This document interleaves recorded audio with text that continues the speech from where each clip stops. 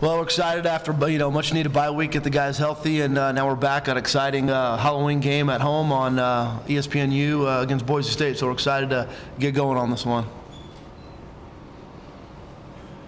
Just how the importance of having Blake back and what that means for your offense. Well, that's big. Obviously he's really comfortable back there. He does a really good job of getting us in and out of the huddle a lot faster, and he's just got a lot of experience. So we've got to keep him healthy, and and hopefully that'll get our offense kicked into gear for an entire game. We've had good spurts, we've had good quarters, but I don't know if we've put together truly a good 4 quarters of football offensively. So that's something we need to work on. Do you think he makes the opponents respect the passing game a little bit more? Maybe opens up the running game some more too? Yeah, again, we've been pretty consistent in the run game. The majority of the year, we've been in the top 20 in the nation in rushing, but we have to add the passing game to go with it. So there's a lot of variables involved there, but I definitely think Blake gives us the best chance to be successful throwing the ball down the field. It's like being back, Blake. Say that again. It's like being back. It's exciting. Obviously, you never want to be on the sideline, whether that's injury, whether that's sparring, anything else, but. You play the game because you want to be on the field, right? You want to be out there with your guys. It's been hard. Watching them grind and go after it and not feeling like I'm fully a part of it. But I've had opportunities on the sideline just to talk to Kurt, to be with the guys, to try to be motivating and I've been able to practice for the last couple of weeks as well. But yeah, it's going to be exciting to strap it back up for a Saturday. If Boise State is the accepted kind of leader of this conference at this point, you in your first year from afar and now frequently watching them, how far do you think they are? Like, what's your challenge? If that's your challenge that you're going to contend with them eventually on an annual basis, like, how far away are you, or how far are they from other teams? Well, they've set the standard for a long time. They're kind of that, for a while they were that big, BCS bowl buster team, and, and then they continue to be kind of that leader of the Mountain West. They've done a great job, obviously, big win against Arizona last year in a bowl game, top 25 the majority of the year, and they had a tough game a couple weeks ago, and that happens, it's part of the game. But no, they're the engine we're chasing right now, and everybody in the conference is. Obviously, again, Utah State got them a couple weeks ago, and it just shows that they're kind of here, but the other teams in the conference aren't too far behind. They're really well coached. They got a lot of history. They got a lot of tradition, tons of resources, and all those things they use to their advantage. They do a great job of recruiting. Coach Harson's come right in, and he's a product of that environment, and he comes right back in, with his footprint on it, and they do a great job. But again, it's a football game, and we've played teams that are considered in that echelon, with the Michigans and the UCLAs and even Northern Illinois. Really, as they're the same version of Boise, just on the other side of the country. So we've gone up against that type of competition. So we just got to stay focused and really focus on the process this week. But as the years go on, that's really what it is. It's being consistent in your process. It's doing a good job in the way you train in the off season. The way you eat. The way you develop the young guys moving up through the system. The way you recruit. All those things factor into being able to compete with a team like that. A couple weeks ago you said, that that UNLV basketball is huge here, and you want one day for UNLV football to be looked at in that light. They're a football school. I would think you would agree at this point, even though Boise has been okay in basketball, they've done some good things. So when you talk about the resources, everyone always brings up that about them. Can it be understated or overstated enough how many resources they put towards football and how difficult that is to chase them? Well, if you look at the teams that have had a lot of success, none of them have done it without resources. 10 years ago, Baylor was 3-8.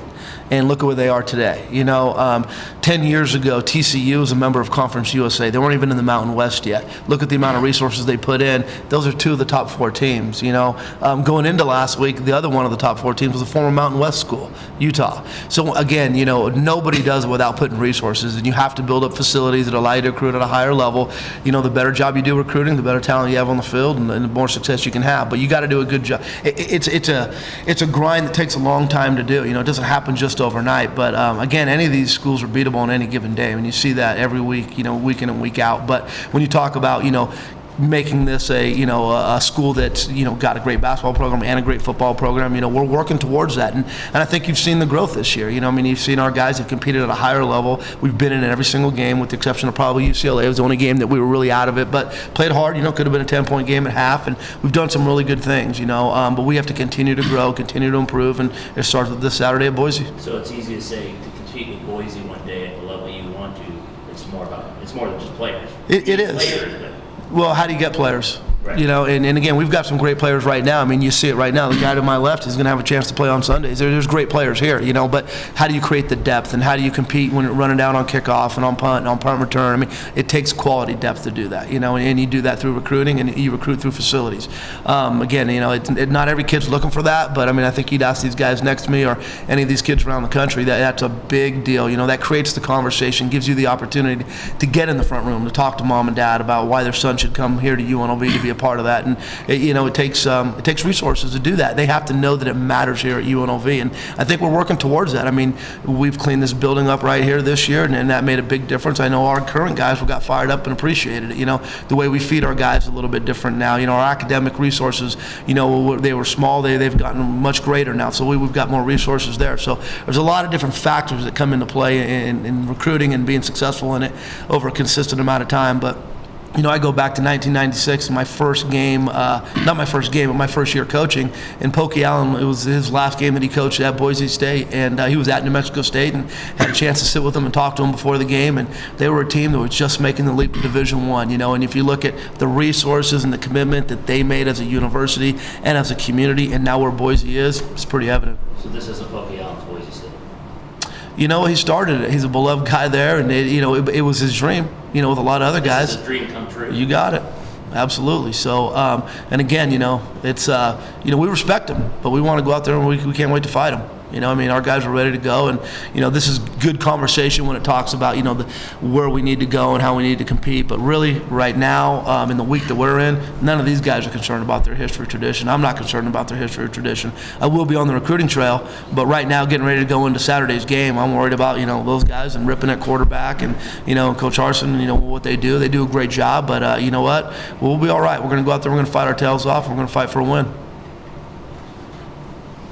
What's your personal timeline to have that amount of resources and that success in your Boise State? Well, I mean, I don't know if you can put a timeline on it. You know, I think it's one of those deals where we have to you know, you got to take the approach of, okay, so if you don't have those resources, how are you going to win anyway? You know, we're not going to be excuse makers. You're never going to see me sit in front of a mic and go, well, we didn't win because, or we don't have this, woe is me, and here's an excuse and here's an excuse. We're going to find a way to win. Now, it might be harder than others. The road may be a little tougher than others' roads, but we're going to keep on the path. You know, we have a great plan. We got great coaching staff. We have great kids currently here. We're going to go out and recruit great kids, and we're going to win some games. And you've seen it again. You know, in a real quick turnaround. I mean, we've had a great opportunity to have a lot more wins on our record right now. I mean, we've been an entertaining team. I think the fans have seen that. But now we got to learn how to finish, and we're working on that process right now. So, what's the timeline to get to where Boise is? How long did it take them? 20 years? You know, we don't want it to take 20 years. It can be faster. I just gave you the example of Baylor.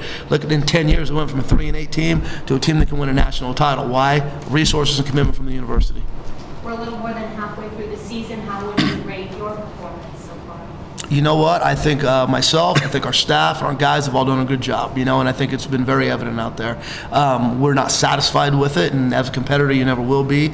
But again, we are not worrying about judging or grading or any of that stuff right now. It's all ridiculous talk. We've got 5 games to go, so the focus is on Boise. So what we've done in the past so far, we'll evaluate that when the season's over. What we're going to continue to do, we'll evaluate that when the season's over. But talking about a grade or how I feel I'm doing right now, I'm a good football coach, and I'll always be a good football coach, and I got good players, and we're going to continue to grind and fist fight. So Is that kind of what maybe before Boise there was Fresno State? Was it maybe because resources didn't catch up, they've fallen off? Is that, I mean, Who's falling off? I was thinking Fresno State before Boise was kind of, Fresno State was the team that was. Yeah, well, I mean, again, there's ebb and flows, and it's hard. You know, again, this conversation is kind of going into, it's not really about this game. It's kind of interesting, but it's and it ebb and flows. I mean, a couple years ago when Coach Ruder first got there, you know, the real talented roster did a great job, won a bunch of games, and obviously, you know, had a little tougher of a stretch lately. But they'll come back, you know, and you see that, you know. I mean, it happens periodically with teams. I mean, there was a long time where UCLA was just kind of, you know, hanging around. Now look at them; they're one of the top teams in the country. So it's hard. It's so competitive now, and with the 85 scholarships, the limited of scholarships, with so many programs now investing, you know, it's hard when you look at what Utah State's investing invested in their program. When you look at Colorado State and what they've invested in their program, you look at Boise and what they've invested in their program, Wyoming just announced a brand new facility. They're all competing at a high level, not just on the field, but off the field in their facilities and their upgrades. It makes it harder for teams that aren't making that same commitment to compete at that high level. So it can still be done, it just makes it more difficult. Sonny, I'm sure Mark's notes are perfectly correct. You forced the fumble at Boise that led to the only score? Yes. That was my redshirt freshman year. So what did you think about playing Boise then? And obviously they were very good then. And then when I'm sure you'll watch a tape, or maybe you will, I don't know, the Utah State game where they have 7 in the first half, 8 turnovers are all. Do you think there's a possibility for you guys who are good at maybe turning the ball over to get a few and then get yourselves in a game and force them to play? Absolutely. I mean, that's something we always talk about every week, being able to create turnovers to help our defense and to help our offense as well, because those are the key plays that kind of the offense feeds off of in order to be able to make scores and touchdowns. So, is it a bigger feeling because it's Boise State and that supposedly they're held to that standard that they're the best team? They're a team that they're kind of built on tradition. So it'd be nice to go for them to come into our house and be able to create a lot of turnovers against them. So it'll help us as a team and create our own tradition of beating teams like Boise. Does it get you amped up to play against them? I mean, you're amped up every week, but just what they're stood to stand for? Yeah, I mean, you look at our schedule so far that we opened up at NIU, we played UCLA, we played Michigan in front of 110,000 people. But regardless, yeah, Boise State's a great team. I mean, they led the Mountain West, and it's a team that everybody's kind of gunning for week in and week out. And we've seen that the Giants can fall every once in a while, and we're hoping that's a week for us. And I mean, we're confident. We're not looking at them as this team that's held up on a pedestal that we're afraid or we're nervous to go against this weekend. We're looking for a fight this weekend come Saturday, and we're excited for the opportunity to play against them. Yeah, Jeremy Nichols touched the ball 40 times in his last game. He caught 7 passes, ran 33 times. Do you pick one or the other to shut down, or you have to try to do both? Or They do a great job. I mean, their biggest thing, offensively, they're going to show you so many different formations. They have so many kind of one-hit plays. I mean, they've got so many set movement type deals where it's a one-play type deal. They do a really good job of that. They're trying to get you to be misaligned. I mean, they're going to run personnel groups on and off the field at the last second. The ref's going to have to slow it down and let you get set, and you really see that. So people that struggle getting lined up or try to do too much defensively give up big plays. So the biggest thing for us is just getting lined up, making sure we're communicating, we're matching the personnel groups, and we're just getting lined up, keeping the ball in front of us, and doing a great job of tackling. And if we do that, we'll create some turnovers, give ourselves an opportunity. So they're going to do a lot of things to try to create set pieces for him in the passing game, in the running game. They're going to use them a lot of different ways. So again, the biggest thing for us is just getting lined up and doing a great job of tackling. They didn't have him against Utah State. Does he make that much of a difference, or was it just Utah State such an anomaly? Well, 8 turnovers is kind of an amazing thing. When you watch the film, and Boise's a good team, and when you look at their turnover ratio, if you take the 8 turnovers away, they're one of the best teams in the conference. They just had a real rough night. Now, the deal is with that, anytime, if you're a well-coached team and you have 8 turnovers in one night, you know what you're going to get the next week? An overcorrection. And you saw that. They did a great job against Wyoming holding on to the ball. I guarantee it's a huge point of emphasis. It will be for the rest of the year for them. So turnovers are going to be harder to create. Obviously, they can do it because we saw it a couple weeks ago. But we have to go and generate some turnovers. And we've had a lot of interceptions. We haven't had a lot of fumble recoveries. So we got to do a better job of creating that. And then I believe I was reading the other day, I think we're top in the country with fumbling the ball. We've only done it one time this year. So we got to continue to do that, not turn the ball over, create some turnovers on defense, and that'll give us our best opportunity. But you got to make plays. When you play a team like this, you're not going to win this game blue collar style. You got to go out. You have to have some explosive plays. You got to do something on defense. You got to have an explosive play on special teams. You got to take a 5-yard hitch and turn it into a big game. You got to throw a couple deep balls, and you got to do some things that allow you to have some explosiveness to you. And we've struggled with that as of late. We've done a good job of moving the ball down the field and getting some yards, but we haven't had a ton of explosive plays, and we really need that. You haven't had a lot of sacks either. The boys looks like they might be without their 2 starting tackles. Is this an opportunity you think maybe a rush off the edge? Yeah, you'd hope so. They've given up, they're at the top of the conference giving up sacks, so we've got to use that. We've struggled creating a pass rush with 4 guys, and I know that's something that has been addressed and talked about, and we have to do a better job of that so we don't always have to bring pressure. But I think there's opportunities out there to put pressure on Rippon, and again, we want to get him to get the ball out of his hands early and get some sacks. Sonny, how important would that be to get that kind of heat on Rippon? Really important. If we can be able to create sacks, it'll help out our secondary to kind of stay in there a little longer, and it'll really help out our defense. Do you point to, and kind of motivate, but giving your kids examples of, Utah State blows up Boise, San Diego State blows out Utah State. No one thinks Wyoming can win, they can win a game. I mean, this league, you at least use it as evidence, as if you go play well, there's like always a chance. It doesn't appear that anyone really, at this point, is not beatable on a given week. Yeah, and I think in future years I'll probably use that. This has been a big conversation about who we are this entire year. I mean, you go back from spring ball to now, it's an interesting dynamic that's going on here. We're really trying to turn the corner and change the history of a program. So, going into week, and you've seen it. I mean, again, from week 1 to week 2, week 3, those first 3 games, our guys always came out and they never, we talked about all the time, don't look up the scoreboard. I don't care what you're up by, what you're down by. Don't play the scoreboard. Play the next play. Live in those 6 seconds. And our guys have done a really good job of fighting through those 6 seconds and redoing it over and over and over. So this is a continuation of the conversation. We've talked about Boise and their history tradition, and we talked about how they're also beatable, right? We saw that a couple weeks ago. But we have to focus on ourselves. Now we're coming off a bye week. We're going into week 8. Can we continue to have that great effort, that fanatical effort we talk about throughout the course of the season? We've had a fanatical effort. We've had some tough finishes. I mean, you've seen them. I mean, some just gut-wrenching finishes in the last couple of weeks. You turn those around and it's a whole different season. Well, we're in the situation we're in. We've got to continue to be tough. We've got to continue to play with fanatical effort. We can't worry about the scoreboard. We can't worry about our opponent. We have to worry about the Rebels and how the Rebels play and how we compete at a high level. And it starts with practice, just having that energy every single day, focusing on the details, continuing to progress and to get better, being a fundamentally sound team. If we focus on those things, that's going to drive this program so far into the future.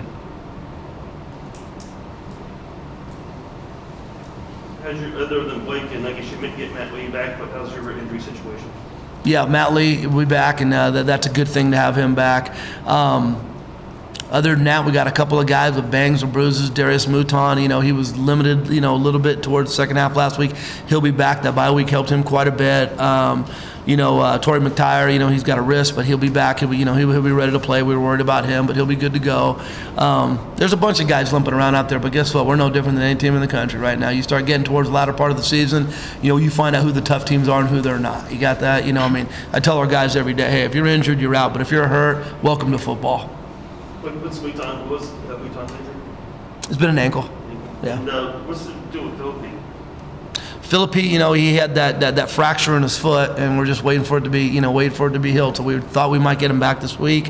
He's still a little gimpy on it, so we'll see. That's a day-to-day deal. He could be back next week. He might not be back the rest of the year. So again, we've planned without him. If we get back, then that's an extra luxury. But at this point, what kind of football shape will he be in? It'll be tough. We'll see. Tony, I see this is your first Halloween, the UNLV's first Halloween game since '98. I see the marketing department with a hashtag Sam Boyd Scary. Yeah, I know. I saw it the other day too.